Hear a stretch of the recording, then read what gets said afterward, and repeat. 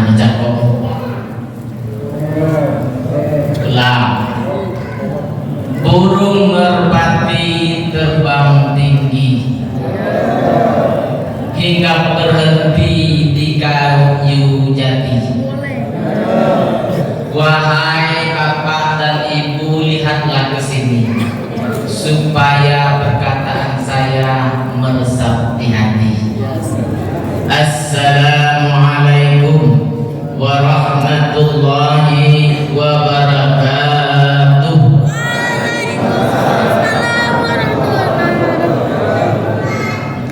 Alhamdulillahi nahmaduhu wa nastaghfiruh wa na'udzu billahi min syururi anfusina wa min sayyiati a'malina may yahdihillahu fala mudilla lahu wa may yudlil fala hadiya lahu.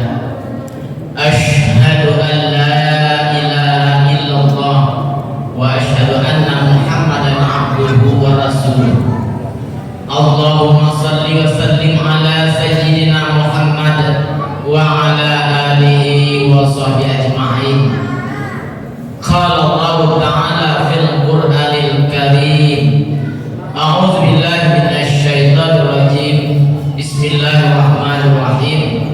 Wa ma Muhammadun illa rasul qad khalat min qablihi rusul. Wa qala Nabi sallallahu alaihi wasallam, innama bu'istu liutami makarimal akhlak. Yang saya hormati Bapak Camat Pasar atau yang wakili, yang saya hormati Bapak Lurah, yang saya hormati Bapak Ketua Masjid beserta pengurusnya, Bapak Imam Masjid Ilham serta masjid undangan lainnya. Kemudian dari kepolisian yang saya hormati, bapak-bapak, ibu-ibu, para alim ulama, tuan-tuan guru yang dirahmati Allah Subhanahu wa ta'ala. Bersyukur kita kepada Allah Subhanahu wa ta'ala dengan mengucap alhamdulillah. Bersolawat kita kepada Rasulullah sallallahu alaihi wasallam dengan mengucap Allahumma sholli ala sayyidina Muhammad wa ala ali sayyidina Muhammad. Semoga sholawat yang kita baca setiap hari, baik di dalam sholat maupun di luar sholat, mudah-mudahan mendapat syafaat, perlindungan, pertolongan dari baginda Rasulullah sallallahu alaihi wasallam di saat kita pada waktu di yaumil mahsyar nanti lapar, Pak, selapar-laparnya, haus, Bu, sehaus-hausnya, takut setakut-takutnya.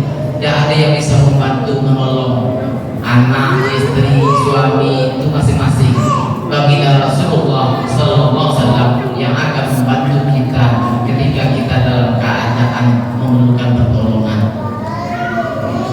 Maka mari kita bersalawat kepada Rasulullah sallallahu alaihi wasallam.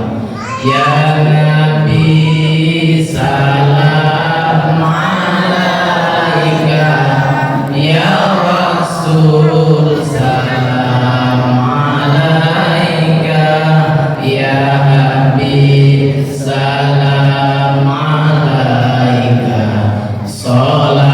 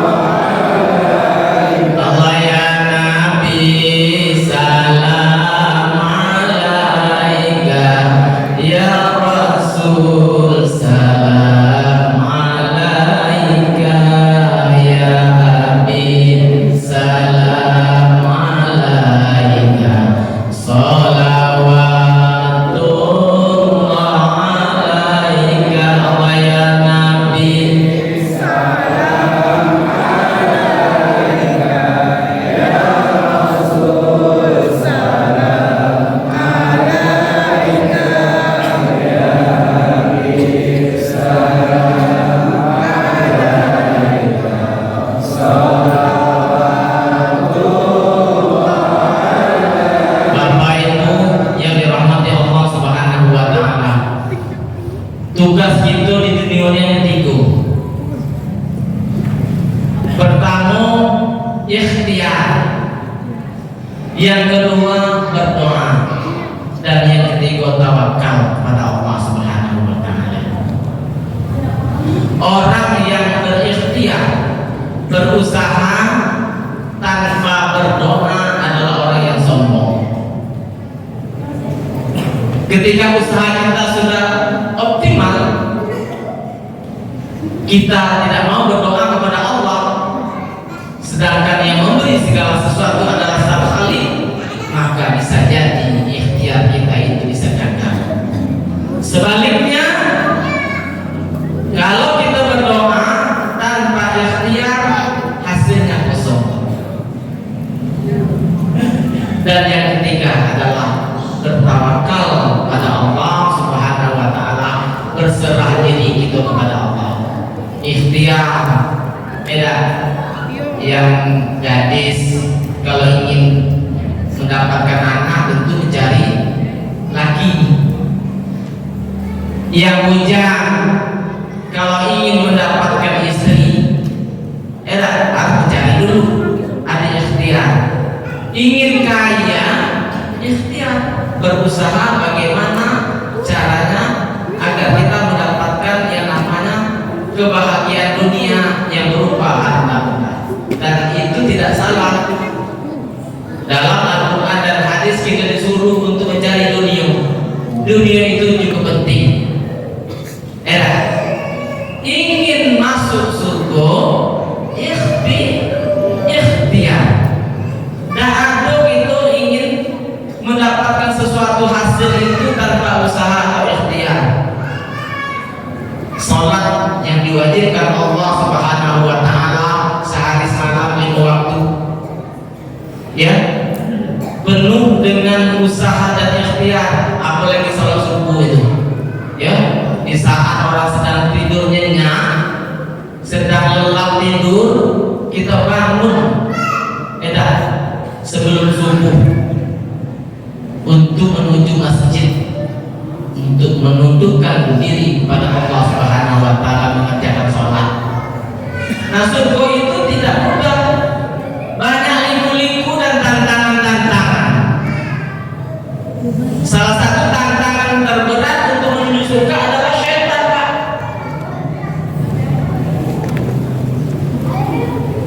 Syaitan, bapak nenek moyangnya itu kan iblis, yang awalnya berada di surga. Ketika disuruh oleh Allah Subhanahu wa taala untuk sujud kepada Nabi Adam dalam arti menghargai Nabi Adam, menghormati Nabi Adam, maka iblis enggan dan sombong. Ngapo aku sujud kepada Nabi Adam, menghormat Nabi Adam. Nabi Adam diciptakan dari tanah, aku diciptakan dari api. Aku mulia ya Allah. Iblis, kau telah melanggar perintah, keluar kau dari surga dan kau tempatnya di neraka.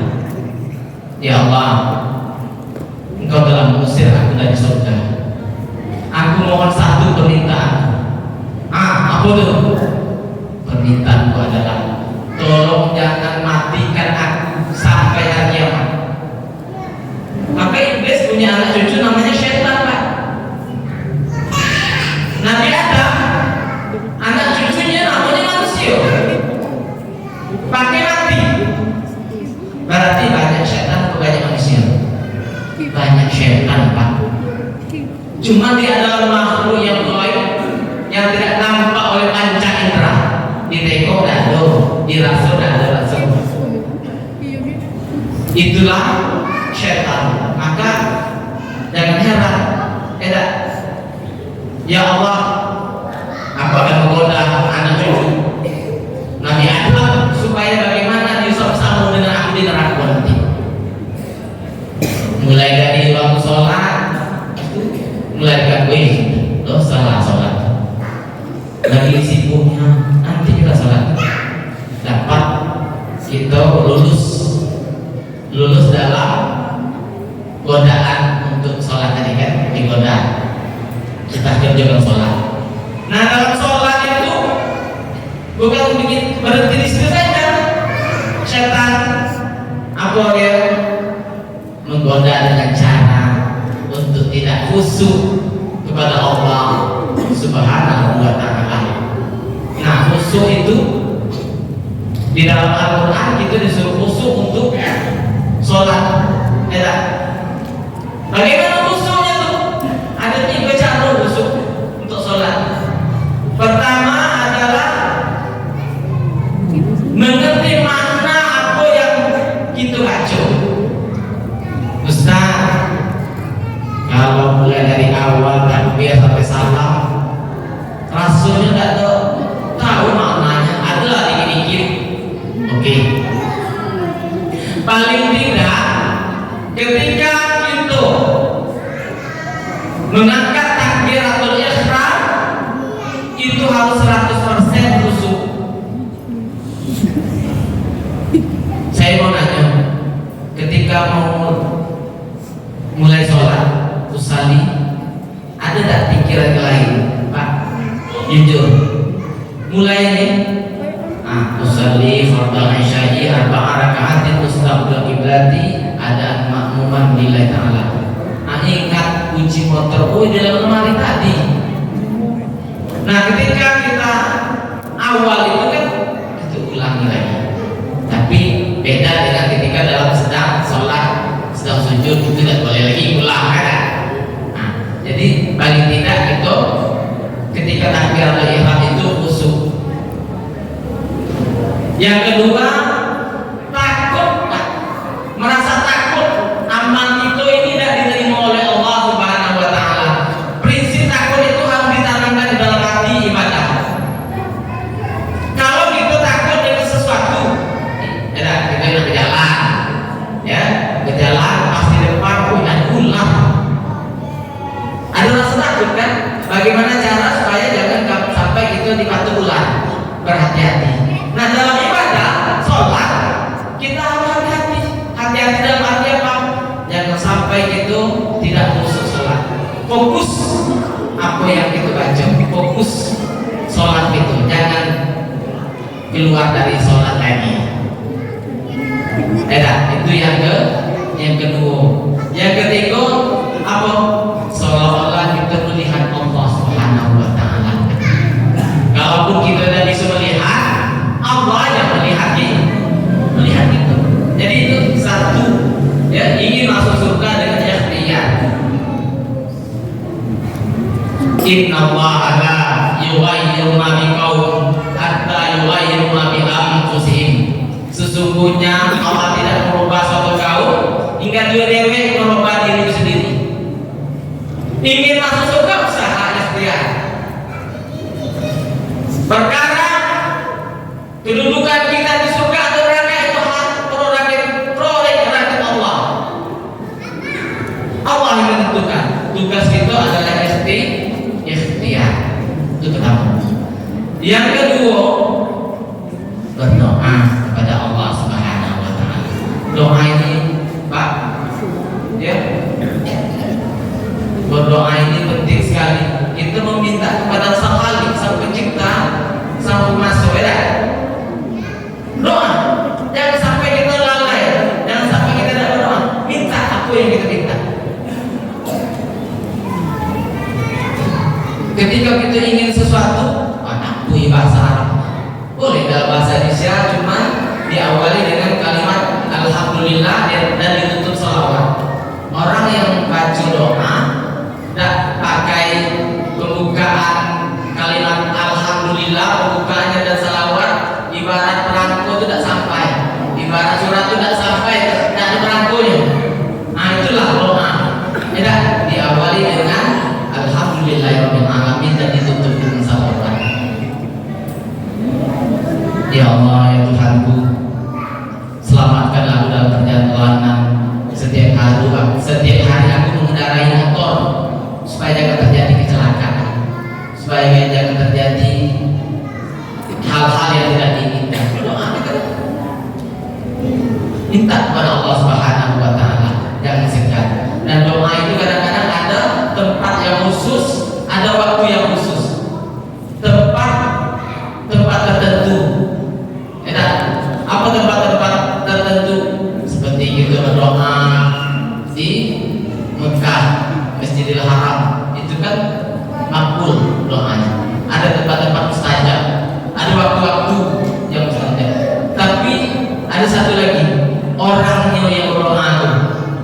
banyak dosa, aku banyak pahalanya. Kalau banyak dosanya ditunda dulu oleh Allah Subhanahu wa taala doanya. Maka Uwais Al-Qarni, kisah Uwais Al-Qarni itu Pak, pada masa Rasulullah SAW hidup, dia adalah seorang yang cacat, badannya belang, dia masih bujangan, punya penyakit, tetapi doanya makbul. Apa rahasianya? Rasulullah SAW hidup, ketika dia berbicara dengan Umar bin Khattab dan Utsman, wahai Umar, kalau kau berdoa minta melalui perantara Uwais Al-Qarni. Jadi kadang-kadang itu menganggap enteng orang yang miskin, miskin, tak doanya dia. Belum tahu, belum tentu. Walaupun miskin dari hidupnya, tapi mungkin ada amal-amalnya yang bisa membawa dia makbul berdoa. Nah, Uwais ini Pak, apa kelebihannya? Dia taat dan patuh dengan orang tua dan emaknya. Dia anak yatim, dia memelihara emaknya. Sehingga itulah dia berdoa kepada Allah, ya Allah sembuhkanlah penyakitku ini. Nah, namanya Uwais, kata Rasulullah, dia makbul doanya, dikabulkan Allah Subhanahu wa taala. Maka tidak heran, ya tidak salah itu minta doa dengan orang-orang soleh, orang-orang soleh itu, ya, ud'uni astajib lakum, mintalah kepadaku, kata Allah, niscaya akan aku kabulkan. Cuman kapan waktunya tuh? Kapan waktunya tuh? Waktunya itu kita tidak tahu. Kadang ada yang cepat, ada yang lambat. Itu tergantung kita, hubungan kita dengan Allah bagaimana, baik adanya hubungan kita dengan manusia. Kadang-kadang hubungan kita dengan Allah ya hubungan vertikal. Kita dengan Allah baik, sayang, bagus, taat, sholat tahajudnya, tidak tinggal puasanya. Tapi dengan hubungan kita dengan manusia kurang akur, dengan tetangga pun tidak teguran. Kita tidak teguran 4-5 hari cuma, kata Rasulullah, boleh. Kenapa? Satu hari itu lagi panas emosi lagi tinggi. Jalan 2 hari belum dosa, jalan 3 hari belum dosa. Masuk 4 hari dan teguran berdosa. Kadang-kadang sampai setahun dan teguran dengan tetangga. Ada gitu Pak, di satu tuh, di sini belum ada. Bayangkan Pak, bertahun-tahun kita tidak keteguran karena ada permasalahan. Kadang-kadang kita ngeluh, tetangga itu jahat nih belum lagi masih kecil kita, itu tantangan Rasulullah SAW. Tantangannya itu menyebarkan Islam itu Pak penuh dengan tantangan, hambatan. Dalam lagu tadi ada sukanya, ada duka, banyak lukanya, ingin dilukai, ingin dibunuh dan segala macam cara ketika Rasulullah menyebarkan agama Islam. Itu Rasulullah SAW era sosok manusia yang mulia. Salah satunya adalah akhlaknya yang mulia. Dia dilahirkan di kota Mekah pada tanggal 12 Rabiul Awal tahun gajah. Ya, kenapa dikatakan tahun gajah? Pada waktu itu Ka'bah ingin dihancurkan dengan pasukan gajah beserta pasukan Abraha. Atas berkat perlindungan Allah maka Ka'bah aman. Bapak-bapak, ibu-ibu yang dirahmati Allah Subhanahu wa ta'ala, lahir Rasulullah dalam keadaan yatim. Waktu dia dalam kandungan ibunya Bu, Rasulullah 2 bulan masih dalam kandungan ibunya, sudah ditinggalkan bapaknya yang bernama Abdullah. Abdullah pada waktu itu dia sedang berdagang di negeri Sam.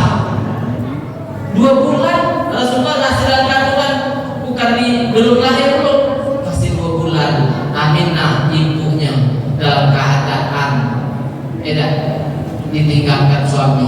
Ya namanya ditinggalkan suami sedih lah Pak. Ya Pak. Ya ada Bu, sedih gitu. Ya orang yang kita cintai, orang yang kita sayangi bertahun-tahun Pak ya, 10 tahun, 20 tahun, 30 tahun sama kita, ketika dia meninggalkan kita, wajar ada rasa sedih.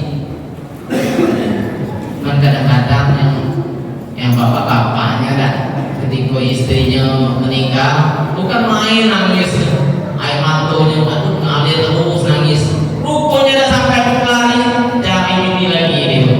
Aduh, yang tidak setia nih yang di sana, di sini insya Allah ya itu Rasulullah SAW dalam kandungan ibunya 2 bulan.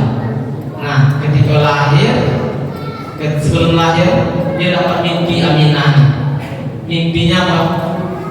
Dalam mimpinya bahwa bayi yang dikandung di dalamnya itu hendaklah kau beri nama Muhammad. Jadi kata Muhammad itu bukan Aminah yang memberi nama, bukan kakeknya Abdul Muthalib, bukan pamannya Abu Talib atau Abu Lahab atau Hamzah, tetapi dia mendapat mimpi dari Allah Subhanahu wa Ta'ala bahwa akan lahir sosok makhluk yang mulia. Itu lahir Rasulullah SAW. Ada keajaiban. Keajaibannya adalah apa? 40 kaisar runtuh. Api yang disembah oleh orang Majusi Pak, selama 1000 tahun, yang namanya Tuhan dia, menurut dia kan, yang namanya Tuhan tidak boleh mati. Artinya api yang disembahnya jangan sampai padam, dijaga terus itu, dijaga terus. Nah ketika lahir Rasulullah SAW, api itu padam seketika. Ini menunjukkan bahwa ajaran Islam itu diridhoi oleh Allah Subhanahu wa Ta'ala, bahwa la ilaha illallah, tiada Tuhan yang wajib kita sembah kecuali Allah Subhanahu wa Ta'ala. Jadi Rasulullah SAW memperjuangkan akidah. Pada waktu itu kafir Quraisy yang disembahnya atau apa yang disembahnya adalah berhala yang pada waktu itu posisinya di Ka'bah. Sebelum Ka'bah itu kan penyembahan, tempat-tempat penyembahan berhala Pak. Sebanyak 36 patung yang disembah. Nah sekarang sudah menjadi tempat Ka'bah, sudah dibersihkan. Alhamdulillah Rabbil Alamin. Itu Rasulullah SAW tidak punya keajaiban. Kemudian apa lagi? Tanah yang gersang pada waktu itu menjadi subur kembali, subur kembali. Jadi makanya di dalam Al-Quran tidak kelahiran Rasulullah sebagai rahmatan lil alamin, rahmat bagi alam, rahmat bagi manusia, rahmat bagi binatang, rahmat bagi tumbuh-tumbuhan, rahmat bagi langit, bagi bumi dan seluruh alam. Itulah kelahiran Rasulullah SAW. Nah, ketika ibunya Aminah memelihara dia, Aminah dia meninggal pada waktu Rasulullah umurnya 6 tahun. 6 tahun. Jadi Rasulullah 6 tahun itu sudah jadi anak yatim piatu. Maka dia diasuh oleh datuknya bernama Abdul Muthalib. Nah Abdul Muthalib cuma 2 tahun dia. 2 tahun dia bisa mengasuh Rasulullah SAW dan Abu Talib pun meninggal. Dia dialihkan kepada pamannya Abu Talib. Pamannya cuma sayang Abu Talib ini, dia kan begitu sayang dengan Rasulullah. Dia memelihara Rasulullah dengan baik, melindungi Rasulullah sampai kafir Quraisy ingin membunuh, ingin melukai berbagai macam cara. Tetapi Abu Talib selalu dia tidak memeluk Islam. Maka Rasulullah bersedih, ya Allah, pamanku Abu Thalib sangat banyak jasanya ya Allah terhadap aku. Dia mengasuh aku. Tapi apa kata Allah jawab, wahai Muhammad, engkau tidak bisa memberi hidayah atau petunjuk. Akulah yang bisa memberi hidayah atau petunjuk.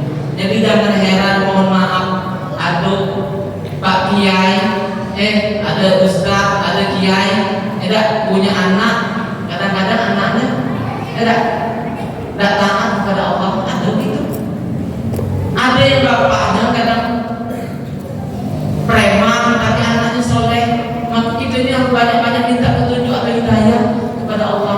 Mahal hidayah itu, mahal hidayah. Maka kita sholat sehari semalam minta petunjuknya 17 kali Pak.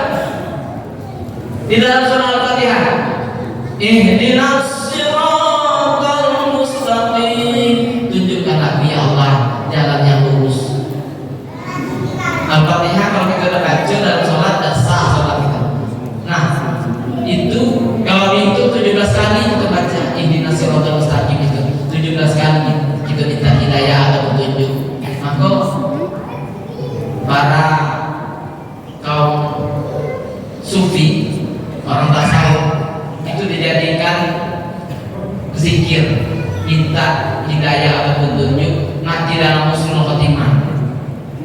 Ya Allah biha, ya Allah biha, ya Allah bi husnul khotimah. Ayo, ya Allah biha, ya Allah biha, ya Allah biha, ya Allah biha, ya Allah bi husnul khotimah. Ya Allah biha, ya Allah biha, ya Allah biha, ya Allah bi husnul khotimah. Ya Allah biha, ya Allah biha, ya Allah biha, ya Allah bi husnul khotimah.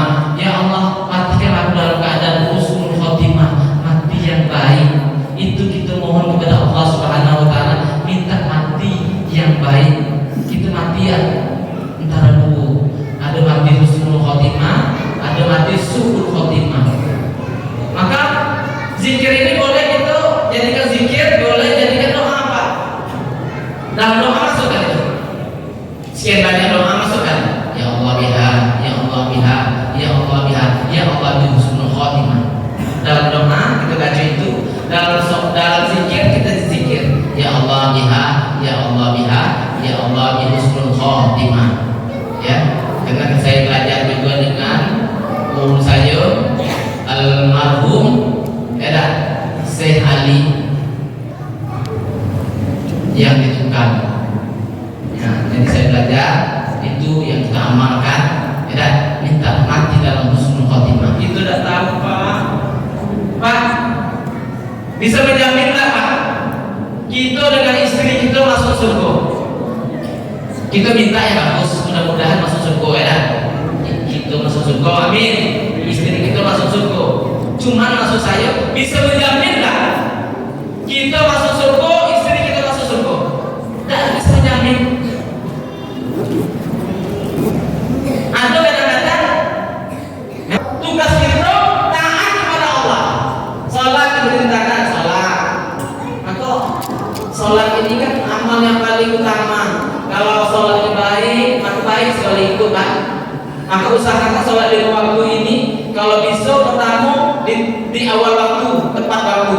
Kemudian yang kedua berjamaah. Pahalanya beda. Kalau dewean salatnya satu kali, satu pahala. Kalau berjamaah 27. Pak, kalau kita dalam perjalanan ada peluang ke motor melewati jalan besar, datang azan zuhur, usahakan singgah Pak masjid. Jangan sampai kita tidak melakukan sholat berjamaah, berarti sholat. Nah, ketika sudah sholat, itu kan penting zikir. Ini dah, sudah. Assalamualaikum warahmatullahi wabarakatuh.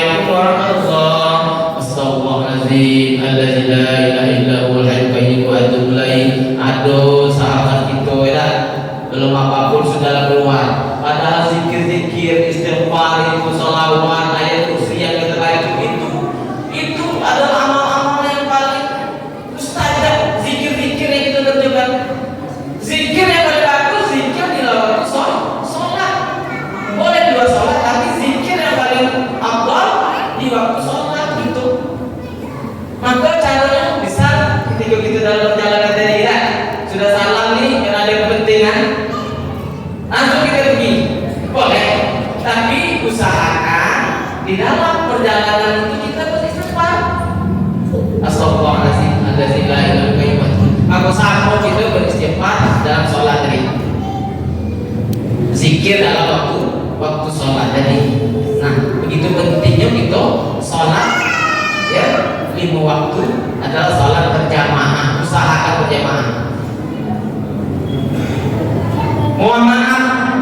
Mohon maaf ya, tidak menjamin imam itu khusyuk 100%. Aku gurunya berjamaah ini bisa jadi yang di ujung belakang khusyuk ditutupi oleh khusyuknya imam. Orang ada khusyuknya berbeda-beda Pak. Ada ketika mereka dapat takbir atau ihram khusyuk, ada rukuk, ada yang tidak, ada sujud dan sebagainya.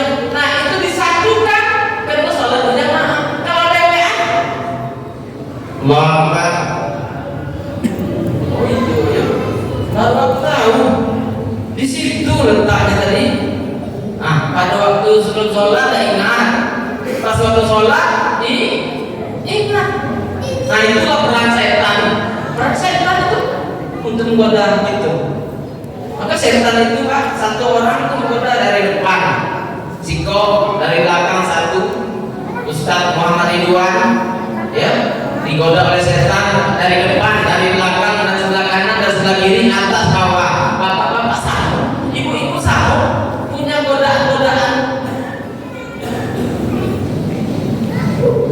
Setan bisa menggoda bagaimana supaya suami istri bertengkar dan sampai bercerai. Itu tugas setan itu. Hal-hal kadang yang kecil Bu jadi besar, yang besar bisa jadi kecil. Tergantung bagaimana cara itu mengatasi masalah itu. Maka Bu, Pak, Rasulullah sebagai suri teladan yang kita harus contoh. Dia tidak pernah marah, tidak pernah marah. Baik dengan istrinya, dengan teman, dengan orang lain dia sabar. Ustaz, dia kan Nabi. Kenapa Allah sebutkan dalam Al-Quran? Laqad kana lakum fi Rasulillahi uswatun hasanah liman kana yarjullaha wal yawmal akhir wa dzakarallaha katsiran. Sungguh telah ada pada diri Rasulullah itu suri teladan yang baik bagi orang yang mengharap rahmat Allah dan hari kiamat, dan dia berzikir dengan banyak. Nah disuruh untuk menteladannya akhlak Rasulullah. Berarti bisu. Nanti kadang-kadang aku saya dengar kalimat itu, gimana lah bisu dengan Nabi. Kadang-kadang yang ditirunya Bu, yang ditirunya lebih satu. Rasulullah kalau lebih satu, hebat sampai 7 menurut riwayat. Tapi yang manusia sekarang menikah lebih satu itu istrinya lebih muda dari istri pertama satu, lebih elok, lebih cantik. Rasulullah yang nikah itu yang tua-tua ingin mengangkat kehormatan perempuan. Ah itu kadang salah menaksir kan? Ah itu. Jadi suri teladan yang baik, contoh yang baik. Ngaku itu kata Allah, kita disuruh menteladani Rasulullah. Di tengah ayat tadi ada tidak supaya kita hanya mengharap rahmat Allah dan hari kiamat. Itu yang kita harapkan. Mencontoh Rasulullah itu yang menutantangkan hambatan, kita bukannya mudah kan? Tapi kita dengan niat mengharap rahmat Allah dan yaumil akhir atau hari yang akhir.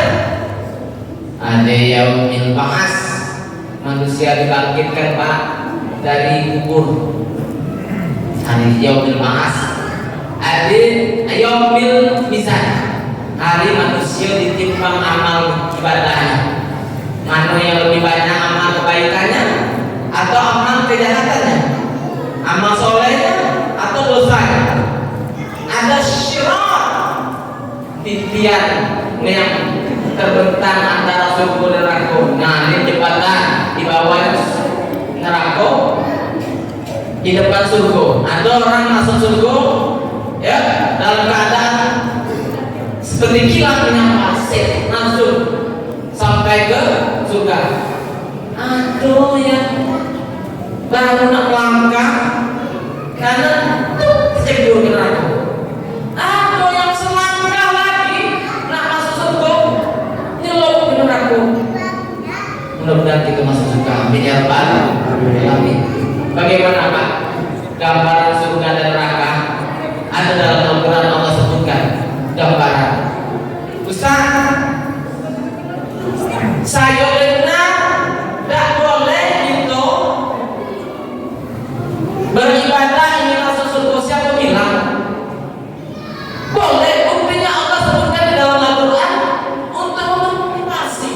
Asari'u ila maghfiratin min rabbikum wa jannatin 'arduha as-samawati wal ardu u'iddat lil muttaqin. Bersegeralah kamu meminta ampunan Tuhanmu yang surganya seluas langit dan bumi, diperuntukkan untuk orang-orang yang bertakwa. Rugi gitu Pak kalau masuk dalam surga yang luasnya seluas langit dan bumi itu, yang berupa kenikmatan-kenikmatan jauh dibanding nikmat-nikmat yang ada di dunia. Nah, jauh. Gambarnya gini, dua tangan gitu nih, kita celupkan ke dalam lautan, kemudian kita angkat, netes airnya, netes sebelah kanan dan sebelah kiri. Itulah kira-kira berapa tetesan? 10 tetes, 20 tetes, itulah dunia. Air laut yang tadi itu adalah kebahagiaan surga. Cuman kadang-kadang surga itu hal yang gaib dan nampak gitu. Kita tertipu oleh kemegahan dunia Pak. Nah, lagi-lagi setan menggoda dengan kemegahan dunia, tidak kemilauan dunia, ya. Setan menggoda itu dengan berbagai macam cara supaya itu berada di surga bersama-sama dia. Maka banyak-banyak mengucap kalimat ta'awuz, a'udzubillahi minasyaitonir rajim. Aku berlindung kepada Allah dari godaan syaitan yang tertutup. Ibarat kita baca ta'awuz itu, kita menyepak sebuah bola. Bola itu jauh sejauh mata memandang. Kalimat ta'awuz, maka dalam sholat disunahkan ada. Awalnya apa? A'udzubillahi minasyaitonir rajim. Bismillahirrahmanirrahim. Baca surah An-Nas. Mudah-mudahan kan dijauhkan dari godaan syaitan supaya kita khusyuk dalam keadaan sholat. Itu tentang surga. Neraka macam mana?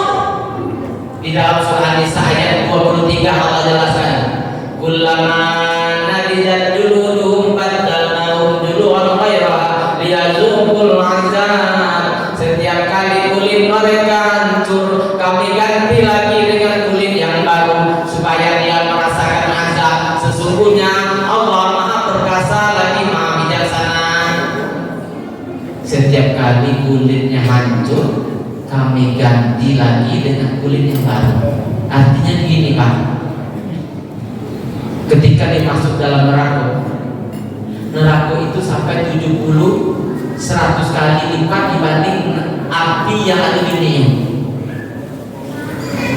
Panasnya cukup gak api yang ada di dunia untuk menyiksa manusia? Cukup. Buktinya kalau pas kebakaran sedang enak tidur, ayahnya enak mati di dalam rumah. Kenapa Allah lipatkan ketawa? Dia tunggu azab supaya dia merasakan azab ini. Yang kau pembangkang tak mau bersujud di hadapanku, tak mau melaksanakan aturan-aturanku. Enak supaya merasakan azab. Dicantumkan di dalam api neraka, dihidupkan kembali, Pak. Dihidupkan kembali semula, kemudian dicampakkan lagi ke neraka, berulang-ulang. Tergantung kepada amal dan dosa yang dilakukannya. Nauzubillah, ada dia masuk neraka dalam hitungan tahunan, ada puluhan tahun, ada yang ratusan tahun. Nauzubillah min dzalik. Mohon kita kepada Allah supaya dilindungi dari azab api neraka. Begitu. Jadi tidak disalahkan. Tentang surga Allah sebutkan gambarannya, tentang neraka Allah sebutkan gambaran supaya kita termotivasi untuk beribadah kepada Allah Subhanahu wa taala. Bapak Ibu yang dirahmati Allah Subhanahu wa taala, Rasulullah meninggal dunia dalam usia 63 tahun. 63 tahun di kota Madinah. Lahir di Mekah, meninggal di Madinah, umur 63 tahun. Kita ni umat Nabi Muhammad, Pak. Artinya umur kita sama dengan Nabi Muhammad kurang lebih. Kalau berlebih 63 tahun, 70, 80, 90, 100, itu hanya bonus. Pak, Nabi Adam, Idris, dan nabi-nabi lain ada umur 1000 tahun, Bu. Ada di dunia umur 1000 tahun? Tidak ada. Ada umur Nabi Muhammad, umur nabi-nabi yang terdahulu 800 tahun. Ada yang 500 tahun, ada 400 tahun, ada 300 tahun. Nah, ada tak di dunia ini umurnya 300 tahun? Belum ada. Yang ada lebih kurang 100 tahun. Kita umat Nabi Muhammad segitu umur kita. Maka tidak heran ada anak dulu mati dari bapaknya. Tidak heran ada cucu Bu lebih dulu mati dari neneknya. Betul? Ada suami dulu meninggal dari istrinya. Ada istri dulu meninggal dari suaminya. Itulah gambaran kehidupan. Faiza jaa ajalum la yastakhiruna sa'ah wa la yastaqdimun. Apabila telah datang ajalmu, maka tidak bisa dimundurkan sedikit atau dimajukan sedikit pun. Karena umur manusia itu sudah ditentukan Allah Subhanahu wa taala. Dan ditentukan umur kita itu. Maka gambaran kematian ini ibarat kelakuan. Yang tua mati, yang muda mati, yang besar mati, yang kecil mati. Jatuh maksudnya. Yang mumbang jatuh. Tahu mumbang? Mumbang itu yang paling kecil sekali, Pak. Yang paling halus ya. Itu jatuh. Itu gambaran kehidupan manusia. Maka kita diingatkan oleh Allah Subhanahu wa taala di dalam surah Ali Imran ayat 185 tentang akhirat. Tentang akhirat, Pak. Sedikit lagi ya. Mohon maaf ya. Boleh tambah lagi, Pak ya? Sedikit ya. Kata Allah, Bismillahirrahmanirrahim. Kullu nafsin za'iqatul maut wa innama tuwaffawna ujurakum yawmal qiyamah faman zuhziha 'anil nari wa udkhilal jannata faqad faz wa mal hayatud dunya illa mata'ul ghurur. Artinya, setiap yang bernyawa pasti mengalami mati, maka sesungguhnya pahalamu akan disempurnakan di hari akhirat nanti. Barang siapa yang dijauhkan dari neraka, Pak, Bu, dan dimasukkan ke dalam surga, maka dia adalah orang yang beruntung. Sesungguhnya kehidupan dunia ini adalah kehidupan yang memperdayakan, kehidupan yang menipu. Kullu nafsin za'iqatul maut. Setiap yang punya nyawa pasti mati. Siapapun orangnya. Kalau ada nafas mati. Banyak duitnya mati. Punya dokter pribadi spesialis lagi 50 dokter spesialis kena duit banyak tadi mati, pasti mati. Orang miskin mati, orang ahli kesehatan mati, orang kaya mati, orang miskin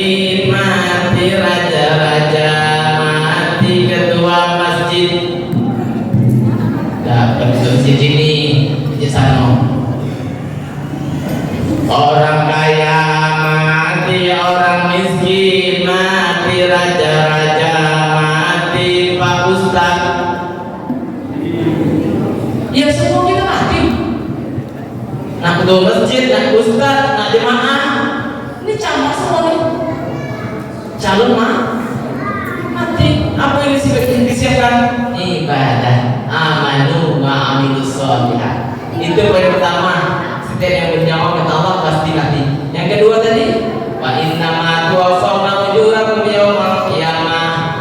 Bahwasanya sesungguhnya pahalamu akan disempurnakan pada hari akhirat. Pak, Bapak sholat puasa umur berapa? Bapak yang tahu kan? Ibu beribadah sholat puasa umur berapa? Itu CCTV-nya nanti. Ya, ada catatan-catatannya.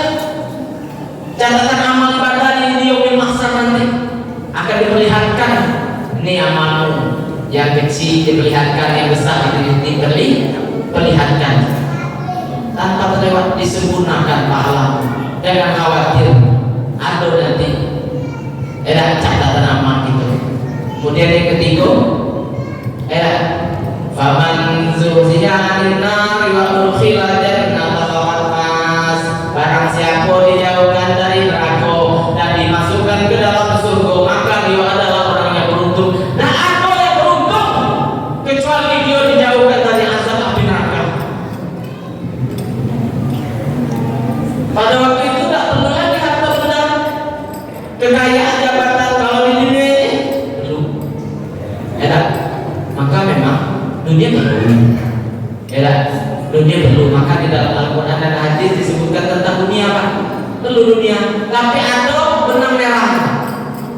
Di dalam surah Al-A'la ayat 17. Wal akhiratu khairun wa abqa. Dan akhirat itu lebih baik dan lebih kekal. Memang dunia lebih baik, tapi akhirat lebih baik dan lebih kekal selama-lamanya. Sedangkan hidup di dunia ini sebentar, sekejap tak sadar ya. Umur kadang sudah 30 tahun, sudah 40 tahun, sudah 50 tahun, waduh sudah masuk 60 tahun umur ini, sudah masuk 70 tahun. Introspeksi diri sampai di mana amal ibadah itu, ke pengabdian itu kepada Allah Subhanahu wa taala. Terakhir kata Allah tadi, bahwasanya kehidupan dunia ini hanya memperdayakan, menipu dunia ini, menipu dunia. Yang kita kejar dunia, padahal itu yang akan kita tinggalkan. Jadi saya kira hanya itu yang dapat saya sampaikan. Terima kasih atas perhatian. Mohon maaf atas segala kekurangan. Kalau ada jarum yang patah, jangan disimpan di dalam peti. Kalau ada kata-kata yang salah, jangan dilaporkan kepada Pak Polisi. Dan dilaporkan Pak Polisi juga sudah ada kalau saya salah. Kalau ada jarum yang patah, jangan disimpan di dalam peti. Kalau ada kata yang salah, jangan disimpan di dalam hati, Pak. Saya mengajak, apa yang saya bicarakan itu hanya untuk mengajak kebaikan, ketaatan, tidak bermaksud untuk menyindir. Demikian. Wassalamualaikum warahmatullahi wabarakatuh.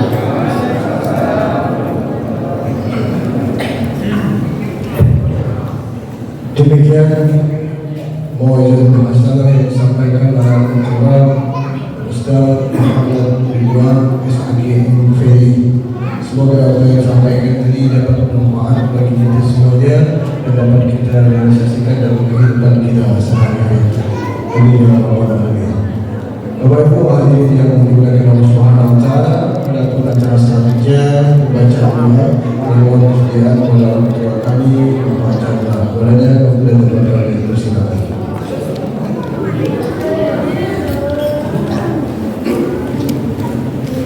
Astagfirullahaladzim.